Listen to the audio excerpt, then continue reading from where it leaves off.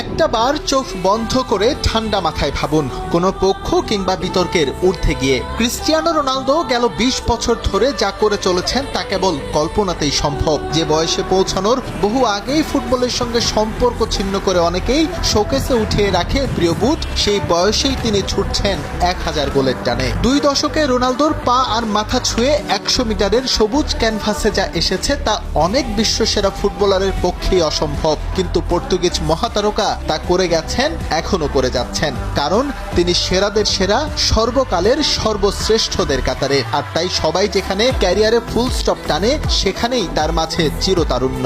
বড় হওয়ার দুর্নিবার বাসনা মানুষকে মহৎ করে তোলে। মাদেইরার গরিব পরিবারে বেড়ে ওঠা রোনালদো তাদেরই একজন। প্রভাব, প্রতিপত্তি, অর্থকড়ি আর গোল সবই লুণ্ঠিত তার পায়ে। এই বয়সেও তার হাতে প্রেস্টিজিয়াস প্লাটিনাম কুইন্স ট্রফি তুলে দিতে পেরে সম্মানিত বোধ করেন আয়োজকরা। পর্তুগালকে লম্বা সময় প্রতিনিধিত্ব করায় এই সম্মানের যোগ্য দাবিদার তার চেয়ে আর কে আছেন? রোনালদো ছুটছেন আপন গতিতে, ৯০৮ নট আউট।